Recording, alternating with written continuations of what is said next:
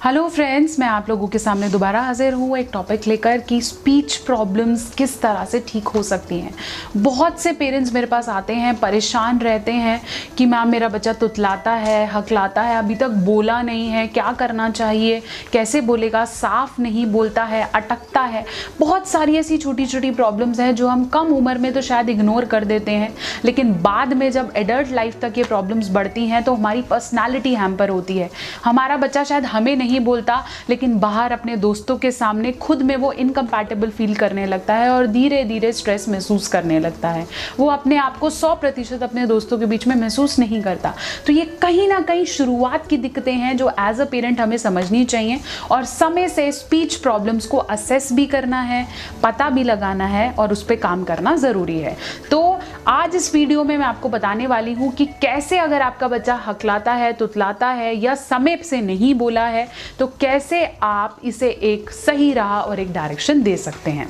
तो सबसे पहले जानने से पहले आप इस वीडियो को लाइक करें, शेयर करें और मेरे चैनल को सब्सक्राइब करें ताकि हम लोग ज़्यादा से ज़्यादा बार मिल सकें और ऐसी छोटी छोटी दिक्कतें जो कहीं ना कहीं आपके व्यक्तित्व को, आपकी पर्सनालिटी को कहीं ना कहीं कम कर रही हैं, उसे हम बेहतर तरीके से निकल पाएँ। तो चलिए मैं शुरू करती हूँ कि कैसे स्पीच प्रॉब्लम्स आती हैं।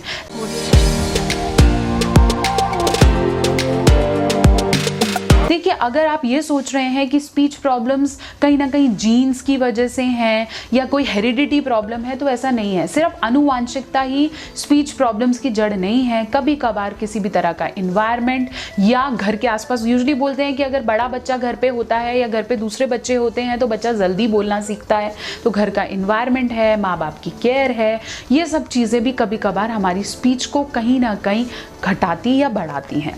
ये बहुत नॉर्मल है कि बच्चा तुतला रहा है या हकला रहा है, लेकिन अगर ये दिक्कतें 3 या 4 साल से ज़्यादा रहती हैं, जिसमें स्कूल में भी उसे कहीं ना कहीं बुली किया जा रहा है, तो आपको अभी एक्शन लेने की ज़रूरत है। तो सबसे पहले मैं आपको दिक्कतें बताना चाहूँगी जो स्पीच प्रॉब्लम में कॉमन रहती है, is articulation disorder. Articulation disorder वो प्रॉब्लम है जिसके अंदर आपका बच्चा श को र, ल को व या कोई भी और ऐसे व्यंजन को, वर्ण को उल्टा व्यंजन या वर्ण कहता है। ये प्रॉब्लम छोटे बच्चों में बहुत ज़्यादा कॉमन पाई जाती है, लेकिन ये दिक्कतें समय के साथ बढ़ती जाती हैं। जहां हम पाठशाला को पाठशाला कह रहे हैं, तो बच्चे को स्पीच थेरेपिस्ट, पैथोलॉजिस्ट की सबसे ज़्यादा ज़रूरत है। इस प्रॉब्लम को समय के साथ इग्नोर करने की कोशिश ना करें कि बच्चा बड़ा होगा, अपने आप सीख जाएगा, लाड में बोल रहा है, प्यार में बोल रहा है, लेकिन कहीं ना कहीं आपको काम करने की अभी से ज़रूरत है।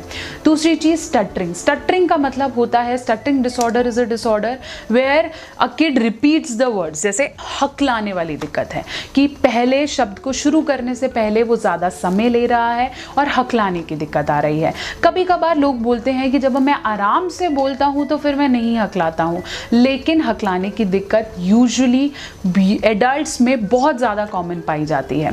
ये कहीं ना कहीं स्ट्रेस, एंजाइटी का भी कारण हो सकता है और यह आनुवांशिक दिक्कत भी हो सकती है। तो इसके लिए भी आपको समय से स्पीच थेरेपिस्ट या स्पीच पैथोलॉजिस्ट को दिखाने की ज़रूरत है। हो सकता है आपके आसपास स्पीच थेरेपिस्ट या पैथोलॉजिस्ट ना मिलें, लेकिन ढूंढें और टाइम से थेरेपीज को शुरू कराया जाए। तीसरी प्रॉब्लम है मिस प्रोनाउंसिएशन प्रॉब्लम। कभी कभार बच्चे किसी भी और शब्द को किसी और तरीके से बोलते हैं, जैसे पास्ता को तास्ता, पिल्लो को विलो, कुछ भी ऐसी चीज़ें जिसमें बच्चा क र व्यंजन का मिसमैचिंग कर रहा है या मिस प्रोनाउंसिएशन कर रहा है।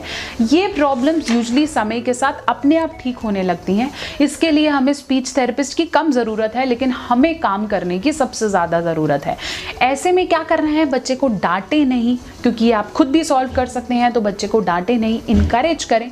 ज़रूरी नहीं है कि उसे उसी समय पकड़कर ठीक करने की कोशिश करें।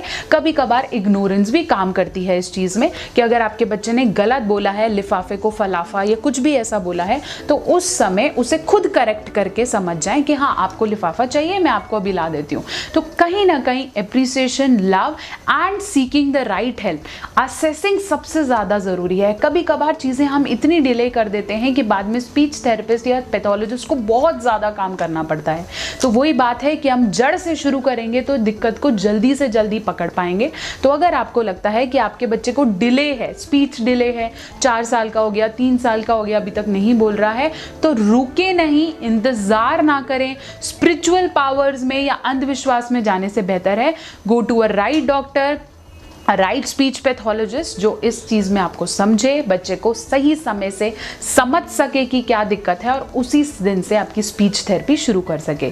स्पीच थेरेपी होती क्या है? स्पीच थेरेपी में बच्चे को विजुअलाइजेशन से, कार्ड्स दिखाकर, फ्लैश कार्ड दिखाकर धीरे धीरे समझने से शुरू होकर बोलने तक प्रेरित किया जाता है। तो ऐसी और भी बहुत सारी प्रॉब्लम्स हैं जो शायद स्पीच से रिलेटेड आप महसूस करते हैं। बाद में बच्चे अपनी पर्सनालिटी के फ्लॉ में चले जाते हैं कि उस समय मेरे पे काम नहीं हुआ, पेरेंट्स को ब्लेम करने लगते हैं और फिर एडल्ट में स्पीच थेरेपी बहुत ही कम स्तर पे काम करती है। तो कोशिश करें कि बचपन से ही इसे असेस करें। पेरेंट्स इस वीडियो को ध्यान से देखें, इंप्लीमेंट करें ताकि आपके बच्चे में स्पीच से रिलेटेड कोई भी प्रॉब्लम नहीं आ पाए। जितना आप अच्छा, साफ और क्लियर बोलेंगे उतनी ही ज़्यादा अच्छे तरीके से, कॉन्फिडेंट तरीके से आप अपने आप को एक्सप्रेस कर पाएंगे। आपका व्यक्तित्व उतना ही निखर के बाहर आता है। तो स्पीच प्रॉब्लम को देखें। अगर आपको ये वीडियो अच्छी लगी है तो प्लीज़ इसे लाइक करें और ऐसे पेरेंट्स को शेयर करें जिनके घर पे ऐसे बच्चे हैं जिनको स्पीच प्रॉब्लम्स हैं, ताकि वो इसे सुनकर सही डॉक्टर तक पहुंच पाएं। अगर आपको स्पीच थेरेपी की अपने शहर में ज़रूरत है तो गूगल करें, जानने की कोशिश करें ताकि आप स्पीच थेरेपिस्ट तक पहुंच पाएं। मोरओवर आप पर्सनली भी मुझे स्पीच थेरेपी के लिए कंसल्ट कर सकते हैं, जिसकी डिटेल्स नीचे दे रखी हैं। माई फिट ब्रेन क्लिनिक, आप यहाँ आ सकते हैं, मुझे पर्सनली मिल सकते हैं और ऐसे और बहुत सारे टॉपिक्स जो आपकी आनुवांशिक बीमारियों से या ऐसी बीमारियां जो बचपन में होती हैं उससे रिलेट करने के लिए या उनकी रेमेडीज जानने के लिए इस चैनल को लाइक करें, शेयर करें, सब्सक्राइब करें, ताकि हम और बहुत सारे अच्छे टॉपिक्स लेकर आप लोगों के सामने आए, बात करें और आपको अपनी समस्याओं का समाधान मिल सके।